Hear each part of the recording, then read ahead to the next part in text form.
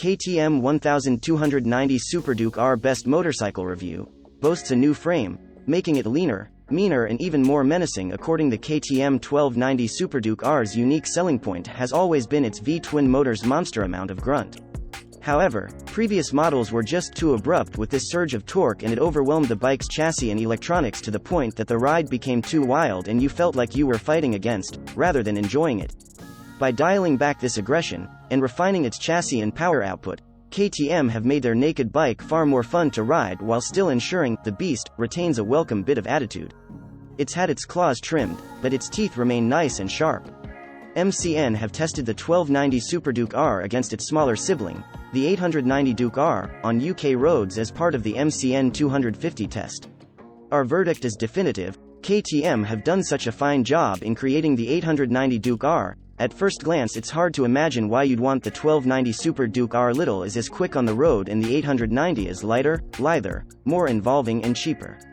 It stops, goes and handles so much better than the old 790 Duke, it's hard to believe they're related. But KTM have moved the 1290 on from the previous model, too, and with its sharper chassis, smoother motor and more refinement everywhere you look, it's now one of the best of the super naked breed and the more rounded machine here.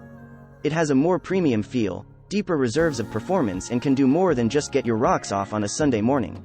Ride quality and brakes. Road riders will certainly spot that the new suspension linkages allow the shock's movement to be more progressive over a longer stroke, delivering a less choppy ride quality than the previous generation of Duke and helping the bike feel more settled under hard acceleration and over bumps. On KTM's suggested settings, both the WP Apex forks, which have spring preload adjustment for 2020, and WP Apex shock, which now has a handy remote preload adjuster, are hard to fault, delivering a compliant ride on the road and more than enough support for hard track riding. Engine: the LC8 engine still dominates the show, but thanks to a series of refinements and a revised torque curve it feels far less aggressive and is much better for it. You still get that monster hit of torque, but it no longer smacks you in the face and means you can open the throttle with greater confidence, making for a more pleasant riding experience.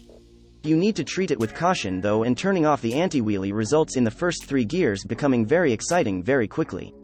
That said, it feels less like it is trying to simply throw you off the back when you ask it to accelerate, and the gearbox is far slicker.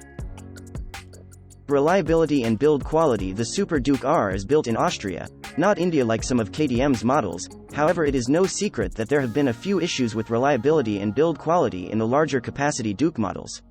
KTM have ironed out most of the problems, and there is no reason to suspect the new one should suffer from any major issues, as it is now a tried and tested engine.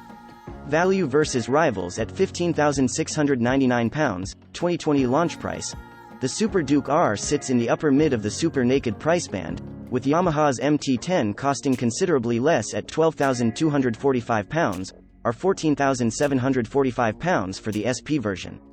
At £11,570, the BMW S1000R and Aprilia's £13,999 Tuono V4 1100 are also cheaper, and so is the all-new supercharged Kawasaki ZH2 at £15,149. The Tuono factory is more at £17,199, and so is Ducati's new Streetfighter V4S at £17,595, or £19,795 for the S. But PCP deals do tend to narrow this gap to within most riders' reach. KTM 1290 SUPERDUKE R on UK roads: we tested the cream of the new super naked crop in MCN recently, the new 205 bhp Ducati Streetfighter V4S, the 197 bhp supercharged Kawasaki ZH2 and the Aprilia Tuono V4 1100 factory.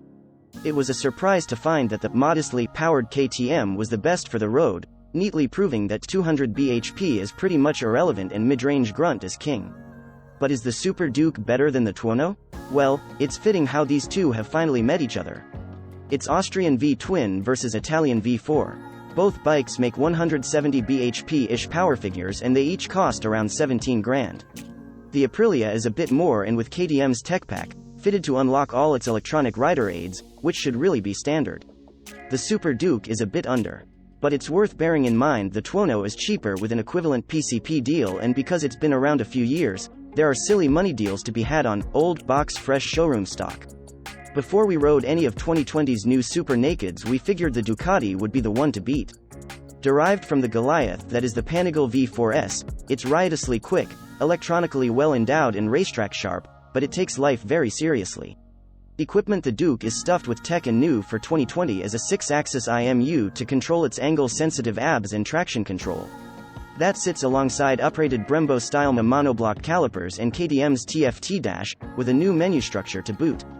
The Duke's electronics have been uprated for 2020, too, and you get 3 rider modes: rain, street and sport. There's also been a lot of fine-tuning to the various assists in the dash's sub-menus, with optional extra track and performance modes now available. Cruise control and a keyless ignition are standard fitment, but a quickshifter still sits in the optional extra catalog alongside heated grips and an adaptive brake light, which feels a bit of an omission.